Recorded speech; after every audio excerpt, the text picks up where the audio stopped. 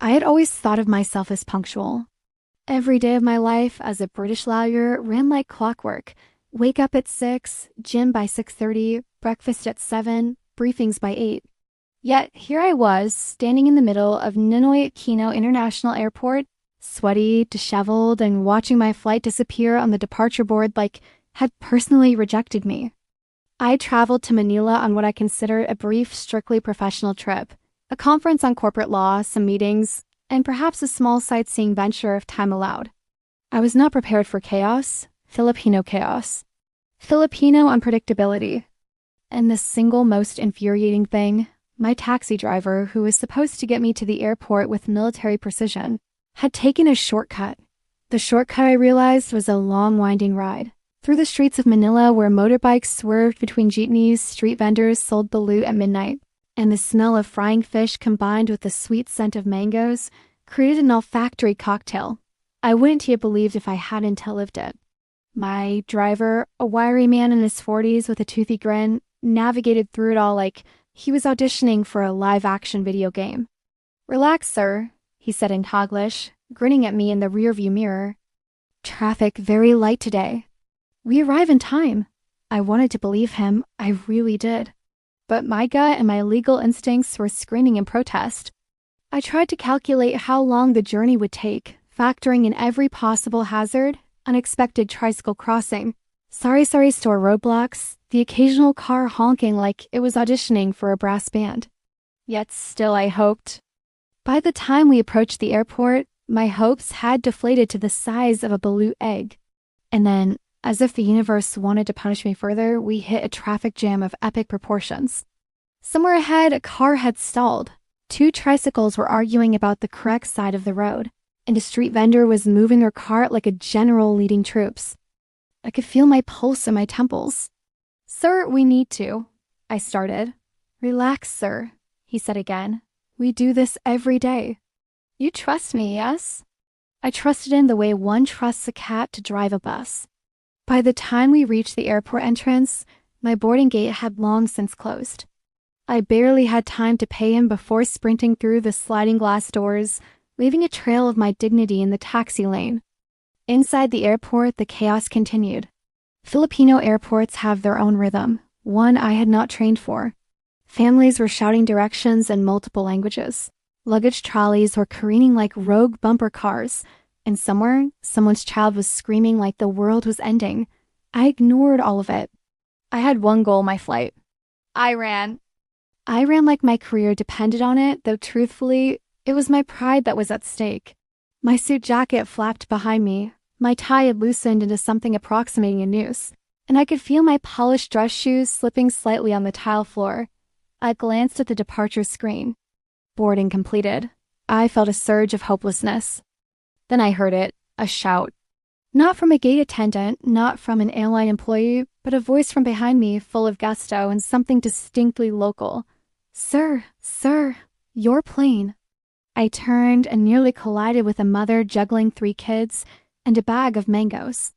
The source of the voice was none other than my taxi driver, sprinting across the concourse like he was auditioning for an action movie. His thin frame moved impossibly fast, dodging travelers, luggage carts, and security cones shouting something incomprehensible in Tagalog and English. I stopped. "What are you? Follow me." "Follow me, sir. You cannot miss plane. Not today. Not possible." He yelled. I blinked. Was I hallucinating? No, he was real. And he was moving faster than anyone should ever move in an airport. I did the only logical thing. I ran after him. People stopped and stared as we zigzagged through the crowd. A man carrying a baby in a sling muttered something under his breath. An elderly woman shook her cane at us as we narrowly avoided colliding with her. Somewhere a security guard yelled, but my taxi driver didn't slow down. He didn't even glance at me. He was like a human compass locked onto a single mission: get the British lawyer to his gate. Sir, plane wait, come!" he shouted, pumping his arms. I couldn't help but laugh, which probably made me look completely unhinged. My laughter bounced off the glass walls as we hurtled past check-in counters and souvenir shops. He grabbed my arm once, pulling me into a side corridor, Shortcuts, sir. You trust me. Do I have a choice? I asked, breathless. We emerged near my gate just as the final boarding call echoed over the PA system. The airline attendant was staring at us like we were an exotic species she had never seen. My taxi driver didn't stop. He waved frantically at her. She waved back, probably questioning her life choices. Somehow, impossibly, my boarding pass was scanned, and I slipped onto the plane just as the door began to close. I collapsed into my seat, gasping, my tie twisted like an abstract sculpture. The taxi driver, standing in the jetway, gave me a thumbs up. You see, sir, we arrive on time. I wanted to argue that we were not exactly on time, but I couldn't. My chest hurt from running. My legs were trembling, and my brain was still trying to process what had just happened. The plane lifted off, and I finally allowed myself to relax. My taxi driver was a distant figure now, waving madly from the terminal. I couldn't help but feel an absurd gratitude toward him. A man who had somehow run through one of the busiest airports in Southeast Asia like it was his backyard and ensured a British lawyer, a stickler for rules and schedules, caught his flight. As I leaned back, the irony struck me. Here I was, a lawyer trained to meticulously plan, strategize, and control every aspect of my life. And yet, it was a wiry Filipino man with a cheeky smile, a disregard for conventional rules, and a mastery of local chaos who had saved me. I recalled something he had said on the way to the airport. Sir, traffic is not problem. Problem is you worry too much. In Philippines, we find way. Always. It was true.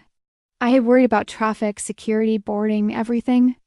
And yet, when it mattered most, he didn't worry. He acted. He improvised. He ran. He conquered Manila's chaos, airport bureaucracy, and my entire sense of punctual superiority. I couldn't help but laugh again. The absurdity of it all, the unpredictability, the sheer energy of the city was intoxicating. I had read about Filipino resilience, the way people navigate difficulties with humor and ingenuity, but I had never experienced it firsthand. Not like this. By the time I unbuckled my seatbelt to stretch, I realized I had learned something invaluable. In the Philippines, logistics and timing might be flexible, but human ingenuity and determination are absolute. My taxi driver embodied that. He had taken a seemingly impossible situation and turned it into success. And he had done it with a smile, shouting, and a sprint that would put professional athletes to shame. I imagined telling my colleagues back in London. They would not believe me. A taxi driver running through an airport like a superhero? Impossible. But true. Every word of it. I also realized something else. Humor is essential. My taxi driver had turned panic into comedy. People might have been frustrated by our sprinting spectacle, but he made it entertaining, lighthearted, and memorable. In the end, the absurdity of the situation made the victory even sweeter. The flight attendant brought me a cup of water, and I took it gratefully, reflecting on the chaos I had survived. Manila had shown me that the world doesn't always run on schedules, rules, or logic. Sometimes it runs on energy, ingenuity, and courage. Sometimes it runs on people like my taxi driver, who understood that a missed flight was not a failure but a challenge to be met head-on, preferably running at top speed. By the time the plane reached cruising altitude, I calmed down enough to take a deep breath. I closed my eyes and tried to imagine my taxi driver back on the streets of Manila, navigating the city like a conductor of chaos. A hero unsung by anyone except the slightly panicked foreigner he had just saved. I knew I would never forget him. His grin, his wild running, his unshakable confidence. And I knew without a doubt that if anyone asked me what the Philippines was like, I would say this: unpredictable, chaotic, hilarious, and sometimes inexplicably heroic. I smiled thinking about the irony. I traveled halfway across the world to attend a conference, to engage in law, to analyze, to plan, to control. And yet the most memorable lesson of the trip came not from a lecture hall, a seminar, or a book, but from a wiry, smiling Filipino taxi driver who ran through an airport to save a flustered British lawyer from himself. He had reminded me in the most chaotic, unexpected way possible that life doesn't always conform to schedules. Sometimes it requires improvisation. Sometimes it requires laughter. And sometimes it requires someone willing to sprint through an airport with absolutely no concern for decorum, deadlines, or the bewildered looks of onlookers. And as the clouds passed beneath the plane and Manila disappeared in the distance, I knew one thing for certain: I would never look at taxes or time quite the same way again.